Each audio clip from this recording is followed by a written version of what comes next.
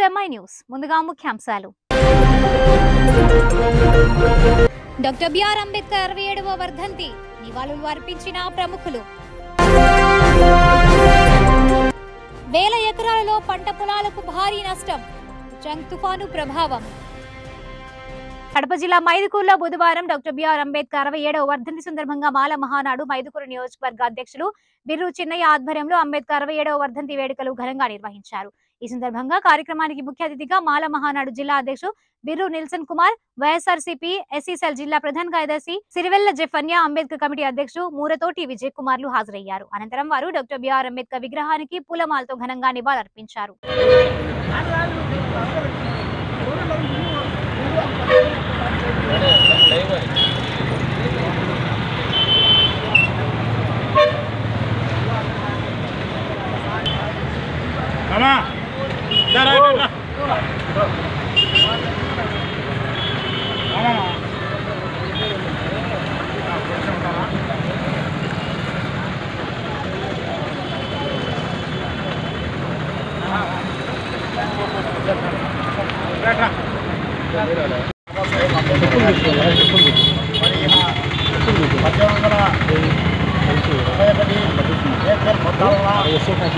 మరి మహారాష్ట్ర దేశంలో తెలంగాణ ప్రాంతంలో అంతర్భాగమైన రత్నగిరి జిల్లాలో అంబవాడ గ్రామంలో ఆఖరి సంతానంగా రామ్జీ భీమాబాయికి 14వ పుత్రుడుగా ఆయన జన్మించాడు.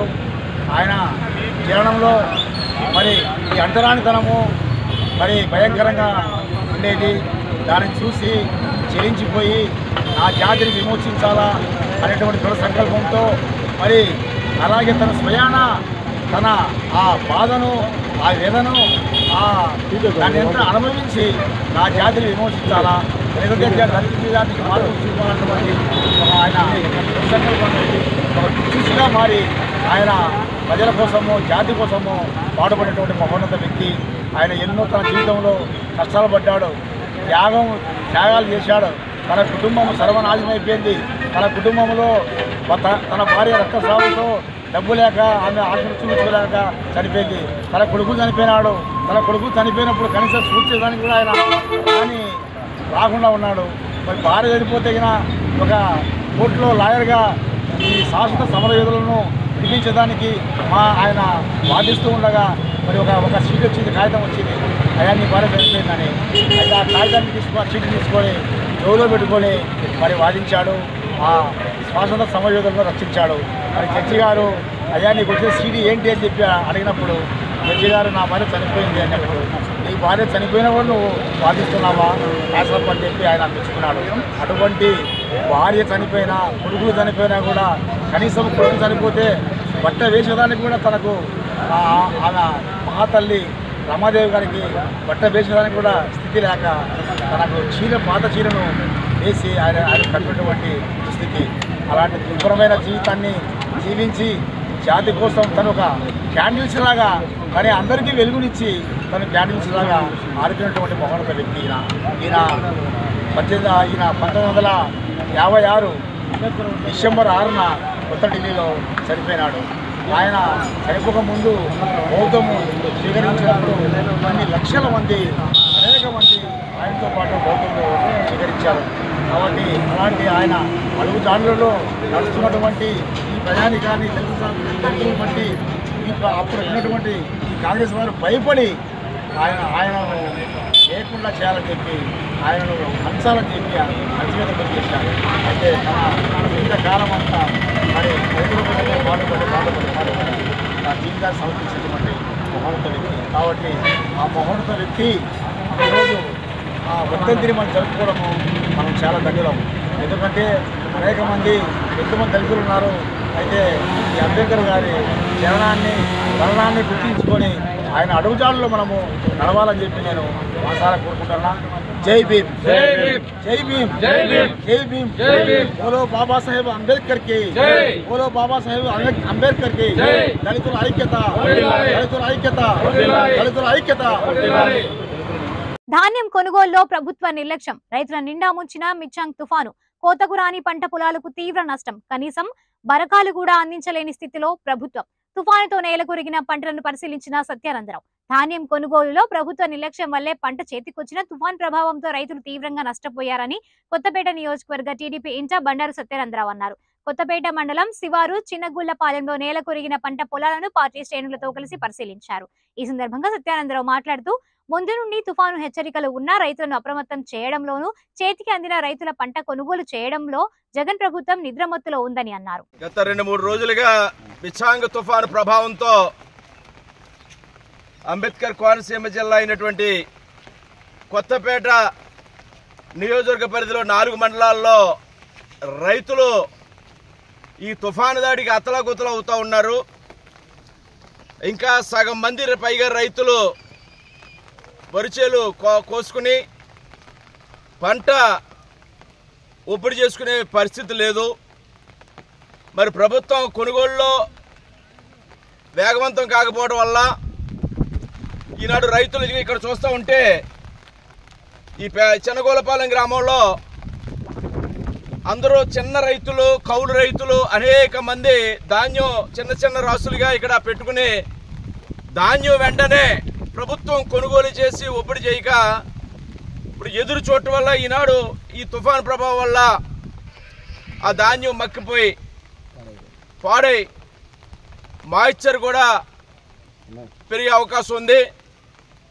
మరి ప్రభుత్వాన్ని ఈ తుఫాను వల్ల దెబ్బతిన్నటువంటి రైతాంగాన్ని అందరినీ కూడా పూర్తి స్థాయిలో ఆదుకోవాలని డిమాండ్ చేస్తూ ఉన్నాం. మాయిశ్చర్తో తేమ శాతంతో సంబంధం లేకుండా ఎంఎస్పి ధరపై గిట్టుబాటు ధరకే కొనుగోలు చేయాలని ప్రభుత్వాన్ని డిమాండ్ చేస్తూ ఉన్నాం. ఇదే ప్రభుత్వం మొదటగా ఇంకా స్పందించుంటే కొంతమేర రైతులకి ధాన్యం ఒప్పుడు చేసుకునే పరిస్థితి ఉండేది. మరి సంచులు కూడా పూర్తి స్థాయిలో వెంటనే అందివ్వలేనటువంటి పరిస్థితి.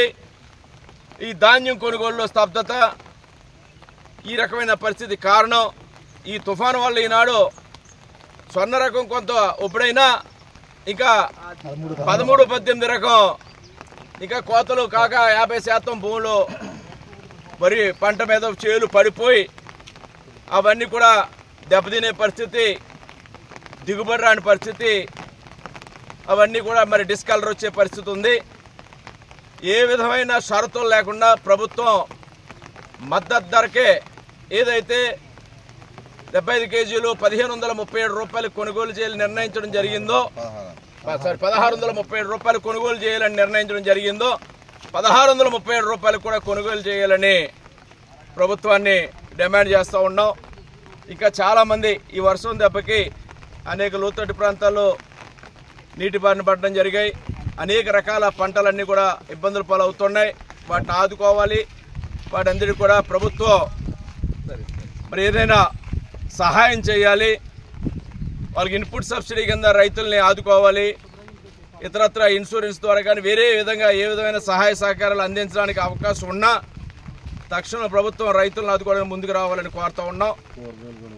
కూరగాయలు దెబ్బతిన్నాయి, ఇంకా అన్ని రకాల హార్టికల్చర్ పంటలు దెబ్బతిన్నాయి. రాష్ట్ర వ్యాప్తంగా చూసుకుంటే అరటి తోటలు దెబ్బతిన్నాయి. ఇంకా ఆక్వా కానీ మేము ముందుగా చేయాల్సిన తక్షణ కర్తవ్యం తడిచిపోయిన ధాన్యాన్ని ఏ విధమైన షరతులు లేకుండా గిట్టుబాటు ధరకే కొనుగోలు చేయాలి. ఇక్కడ రైతు చాలా ఇబ్బందుల్లో కష్టాల్లో ఉన్నాడు. అది ప్రభుత్వ బాధ్యత. ఏదైతే ఇప్పుడు ఇక్కడ చూస్తున్నాం, ఇక్కడ ఇలాగే ఉన్నాయి అన్ని చోట్ల కూడా. ఏదైతే రైతులు ధాన్యం కళ్ళాల్లో పెట్టుకుని ఎదురు చూస్తున్నారో అవన్నీ వెంటనే ఒప్పుడు చేయాలని డిమాండ్ చేస్తూ ఉన్నాం.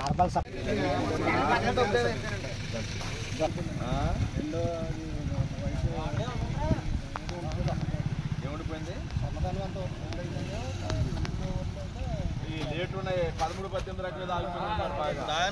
అది ఎక్కువ కొంచెం కాలం 15 రోజులు ఎక్కువ ఉంటుంది అది కదా. ఇదేంటి ధాన్యం ఏంటిది? 13-18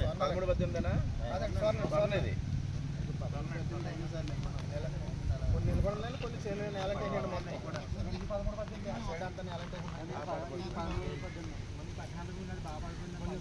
గాలి చోట్ల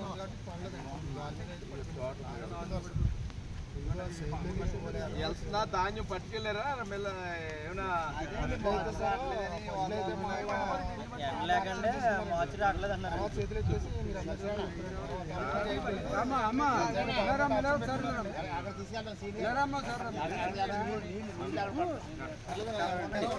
మా దగ్గర ఇలా నీరుతో పడుతుంది ఇలాగ వచ్చి అలాగే వెళ్ళండి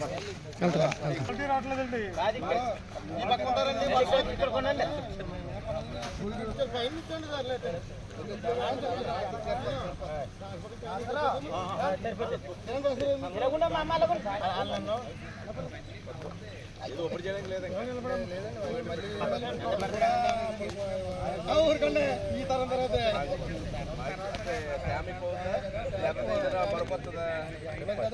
పచ్చిగా ఉంటారు కదండి దాన్ని ఆ పచ్చిదాన్ని ఉడుకుతనేసి పాయ వచ్చేస్తుంది.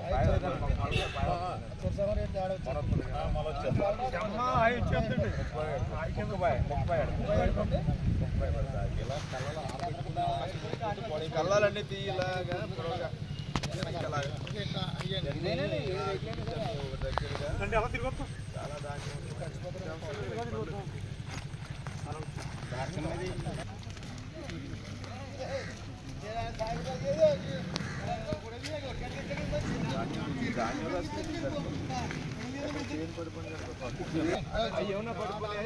పడిపోతున్నాయి చాలా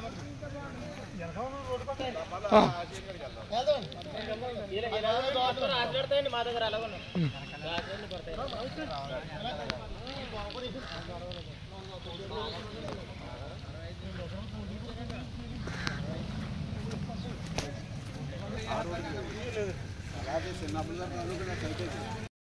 రైతులందరూ కూడా అనేక సమస్యలు చెప్తున్నారు. గతంలో తారుబళ్ళు సప్లై ఉండేవి.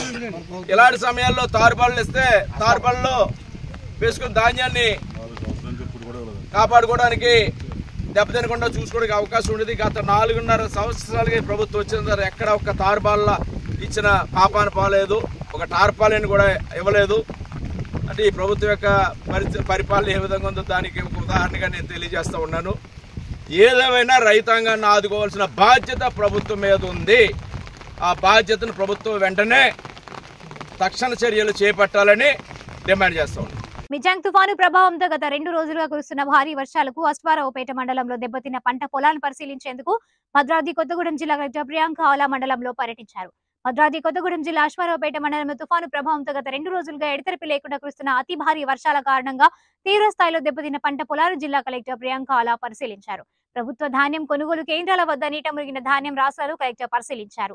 అనంతరం పట్టణంలోని పూర్తి స్థాయిలో నీట మురిగిన గౌడ బజారు ప్రజలతో మాట్లాడి వారి సమస్యలను అడిగి తెలుసుకున్నారు. అశ్వారావుపేట మండలంలోని ఊట్లపల్లి గ్రామంలో గత 2 రోజులుగా కురుస్తున్న వర్షాలకు దెబ్బతిన్న ఇళ్ల వద్దకు చేరుకుని జరిగిన నష్టాన్ని అంచనా వేశారు. అనంతరం కలెక్టర్ మాట్లాడారు.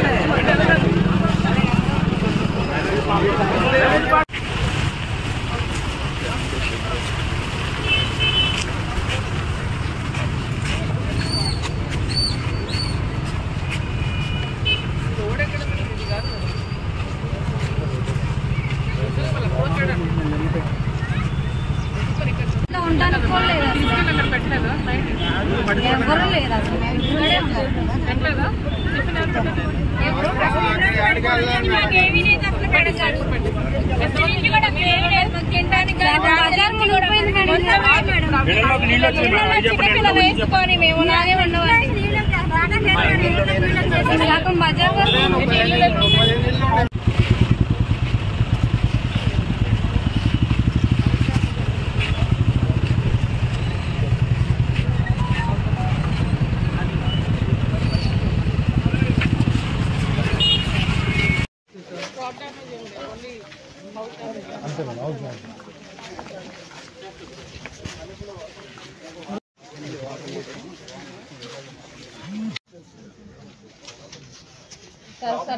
బాగుంటుంది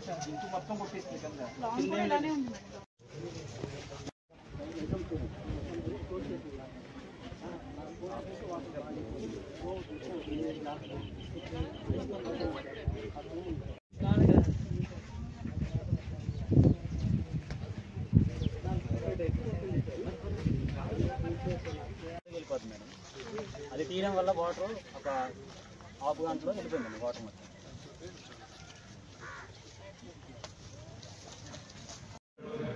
Only 2-3 districts are affected, కాబట్టి they will ask for the reports very fast. So water proceeded, so they could not get any photograph. ఇప్పుడు ఏదైతే అక్కడ పంచాయత్ సెక్రటరీస్ ఉన్నారో ఫోటోగ్రఫీ చేసి ప్రాపర్ రిపోర్టింగ్ చేయాలి.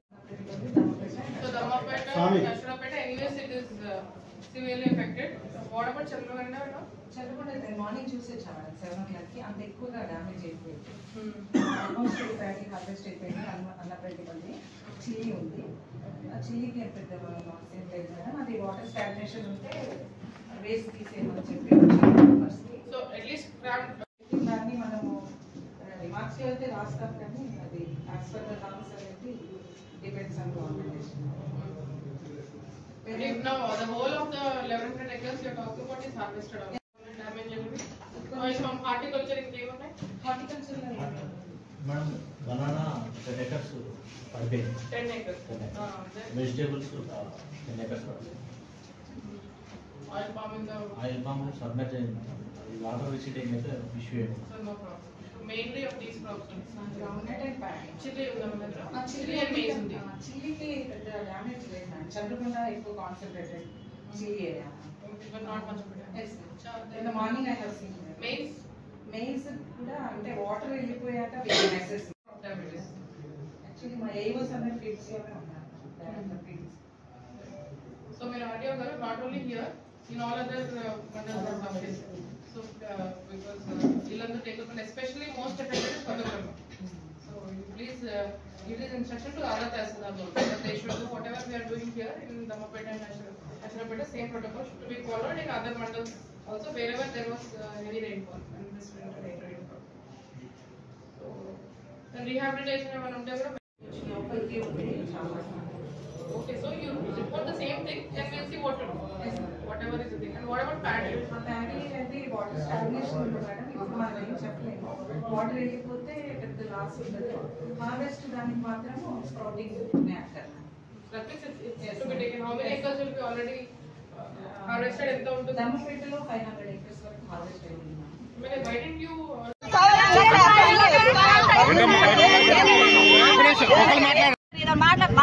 cyclone వల్ల ఈరోజు మన జిల్లాలో డౌన్ చేయండి లోగోలు కంటిన్యూస్గా రెయిన్ఫాల్ అరౌండ్ 25 సెంటీమీటర్స్.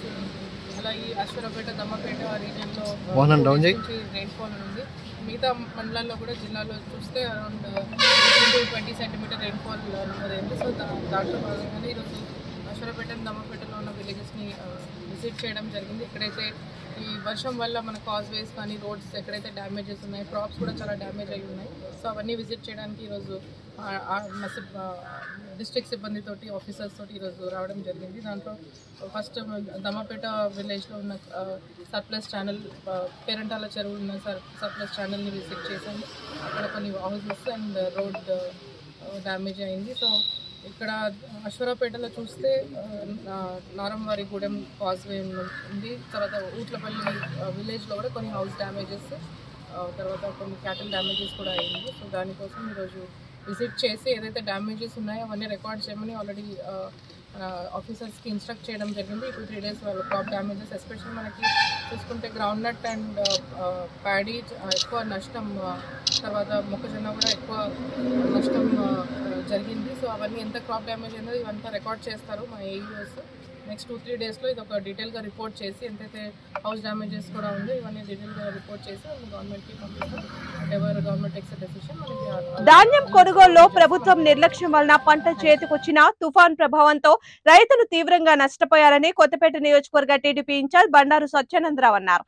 కొత్తపేట మండల శివారు చిన్నగుళ్లపాలెంలో నేల కొరిగిన పంట పొలాలను పార్టీ శ్రేణులతో కలిసి పరిశీలించారు. ఈ సందర్భంగా సత్యానందరావు మాట్లాడుతూ ముందు నుండి తుఫాను హెచ్చరికలు ఉన్నా రైతుల్ని అప్రమత్తం చేయడంలోనూ చేతికందిన రైతుల పంటలు కొనుగోలు చేయడంలో జగన్ సర్కార్ పూర్తిగా నిద్రమత్తులో ఉందని అన్నారు. రైతులందరూ కూడా అనేక సమస్యలు చెప్తున్నారు. గతంలో తారుబళ్ళు సప్లై ఉండేవి. ఇలాంటి సమయాల్లో తారుబళ్ళు ఇస్తే తారుబళ్ళలో వేసుకున్న ధాన్యాన్ని కాపాడుకోవడానికి దెబ్బతినకుండా చూసుకోవడానికి అవకాశం ఉండేది. గత 4.5 సంవత్సరాలుగా ప్రభుత్వం వచ్చిన తర్వాత ఎక్కడ ఒక తారుబాళ్ళ ఇచ్చిన పాపాన పోలేదు, ఒక టార్పాలిన్ కూడా ఇవ్వలేదు. అంటే ఈ ప్రభుత్వం యొక్క పరిపాలన ఏ విధంగా ఉందో దానికి ఒక ఉదాహరణగా నేను తెలియజేస్తూ ఉన్నాను. ఏదేమైనా రైతాంగాన్ని ఆదుకోవాల్సిన బాధ్యత ప్రభుత్వం మీద ఉంది. ఆ బాధ్యతను ప్రభుత్వం వెంటనే తక్షణ చర్యలు చేపట్టాలని డిమాండ్ చేస్తూ ఉన్నాం. గత 2-3 రోజులుగా బిచాంగ్ తుఫాను ప్రభావంతో అంబేద్కర్ కోనసీమ జిల్లా అయినటువంటి కొత్తపేట నియోజకవర్గ పరిధిలో 4 మండలాల్లో రైతులు ఈ తుఫాను దాడికి అతలాకుతలు అవుతూ ఉన్నారు. ఇంకా సగం మంది పైగా రైతులు వరిచేలు కోసుకుని పంట ఒప్పుడు చేసుకునే పరిస్థితి లేదు. మరి ప్రభుత్వం కొనుగోలులో వేగవంతం కాకపోవడం వల్ల ఈనాడు రైతులు ఇక్కడ చూస్తూ ఉంటే ఈ చెన్నగోలపాలెం గ్రామంలో అందరూ చిన్న రైతులు, కౌలు రైతులు అనేక మంది ధాన్యం చిన్న చిన్న రాసులుగా ఇక్కడ పెట్టుకుని ధాన్యం వెంటనే ప్రభుత్వం కొనుగోలు చేసి ఒప్పుడు చేయక ఇప్పుడు ఎదురు చూడటం వల్ల ఈనాడు ఈ తుఫాను ప్రభావం వల్ల ఆ ధాన్యం మక్కిపోయి పాడై మాయిశ్చర్ కూడా పెరిగే అవకాశం ఉంది. మరి ప్రభుత్వాన్ని ఈ తుఫాను వల్ల దెబ్బతిన్నటువంటి రైతాంగాన్ని అందరినీ కూడా పూర్తి స్థాయిలో ఆదుకోవాలని డిమాండ్ చేస్తూ ఉన్నాం. మాయిశ్చర్తో తేమ శాతంతో సంబంధం లేకుండా ఎంఎస్పి ధరపై గిట్టుబాటు ధరకే కొనుగోలు చేయాలని ప్రభుత్వాన్ని డిమాండ్ చేస్తూ ఉన్నాం. ఇదే ప్రభుత్వం మొదటగా ఇంకా స్పందించుంటే కొంతమేర రైతులకి ధాన్యం ఒప్పుడు చేసుకునే పరిస్థితి ఉండేది. మరి సంచులు కూడా పూర్తి స్థాయిలో వెంటనే అందివ్వలేనటువంటి పరిస్థితి. ఈ ధాన్యం కొనుగోలులో స్తబ్దత, ఈ రకమైన పరిస్థితి కారణం. ఈ తుఫాను వల్ల ఈనాడు స్వర్ణ రకం కొంత ఒప్పుడైనా ఇంకా 13-18 రకం ఇంకా కోతలు కాక 50% భూములు మరి పంట మీద చేలు పడిపోయి అవన్నీ కూడా దెబ్బతినే పరిస్థితి, దిగుబడి రాని పరిస్థితి, అవన్నీ కూడా మరి డిస్కలర్ వచ్చే పరిస్థితి ఉంది. ఏ విధమైన షరతులు లేకుండా ప్రభుత్వం మద్దతు ధరకే ఏదైతే 75 కేజీలు 1537 రూపాయలు కొనుగోలు చేయాలని నిర్ణయించడం జరిగిందో, 1637 రూపాయలు కొనుగోలు చేయాలని నిర్ణయించడం జరిగిందో 1637 రూపాయలు కూడా కొనుగోలు చేయాలని ప్రభుత్వాన్ని డిమాండ్ చేస్తూ ఉన్నాం. ఇంకా చాలామంది ఈ వర్షం దెబ్బకి అనేక లోతట్టు ప్రాంతాల్లో నీటి బారిన పడడం జరిగాయి. అనేక రకాల పంటలన్నీ కూడా ఇబ్బందులు పాలవుతున్నాయి. వాటిని ఆదుకోవాలి. వాటందరికీ కూడా ప్రభుత్వం మరి ఏదైనా సహాయం చేయాలి. వాళ్ళకి ఇన్పుట్ సబ్సిడీ కింద రైతుల్ని ఆదుకోవాలి. ఇతరత్ర ఇన్సూరెన్స్ ద్వారా కానీ వేరే విధంగా ఏ విధమైన సహాయ సహకారాలు అందించడానికి అవకాశం ఉన్నా తక్షణం ప్రభుత్వం రైతులను ఆదుకోవడానికి ముందుకు రావాలని కోరుతూ ఉన్నాం. కూరగాయలు దెబ్బతిన్నాయి, ఇంకా అన్ని రకాల హార్టికల్చర్ పంటలు దెబ్బతిన్నాయి. రాష్ట్ర వ్యాప్తంగా చూసుకుంటే అరటి తోటలు దెబ్బతిన్నాయి. ఇంకా ఆక్వా కానీ మేము ముందుగా చేయాల్సిన తక్షణ కర్తవ్యం తడిచిపోయిన ధాన్యాన్ని ఏ విధమైన షరతులు లేకుండా గిట్టుబాటు ధరకే కొనుగోలు చేయాలి. ఇక్కడ రైతు చాలా ఇబ్బందుల్లో కష్టాల్లో ఉన్నాడు. అది ప్రభుత్వ బాధ్యత. ఏదైతే ఇప్పుడు ఇక్కడ చూస్తున్నాం, ఇక్కడ ఇలాగే ఉన్నాయి అన్ని చోట్ల కూడా. ఏదైతే రైతులు ధాన్యం కళ్ళాల్లో పెట్టుకుని ఎదురు చూస్తున్నారో అవన్నీ వెంటనే ఒప్పుడు చేయాలని డిమాండ్ చేస్తూ ఉన్నాం.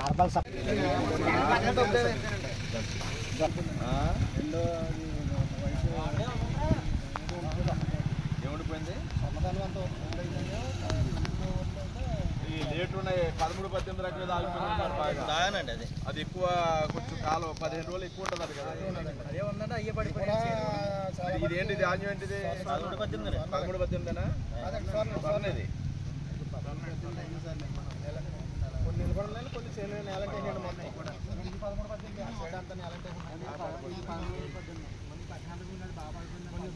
గాలి చోటు కాబట్టి వెళ్తుందా ధాన్యం పట్టుకెళ్ళారా మెల్ల ఏమైనా లేకంటే మార్చి రావట్లేదు అన్నారు.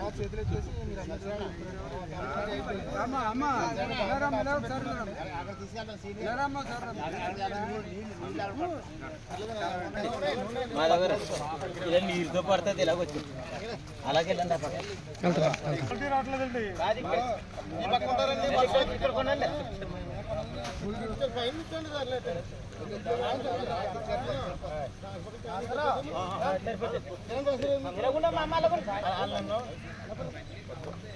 ఒప్పుడు చేయడానికి లేదండి ఈ తరం తర్వాత ఫ్యామిలీ పోతుందా లేకపోతే పడిపోతుందా పచ్చిగా ఉంటుంది కదండి దాన్ని ఆ పచ్చిదనం ఉడుకుతనేసి పాయ వచ్చేస్తుంది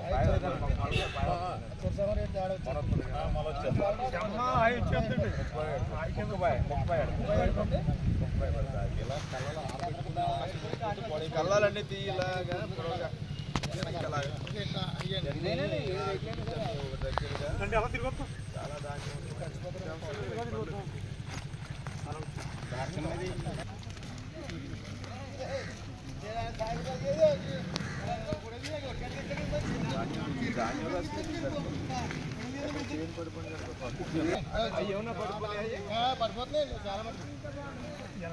వార్తలు ముగించే ముందు ముఖ్యాంశాలు మరోసారి. డాక్టర్ బిఆర్ అంబేద్కర్ 67వ వర్ధంతి నివాళులు అర్పించిన ప్రముఖులు. వేల ఎకరాలలో పంట పొలాలకు భారీ నష్టం, జంగ్ తుఫాను ప్రభావం. ఈ వార్తలు ఇంతటితో సమాప్తం. నమస్కారం.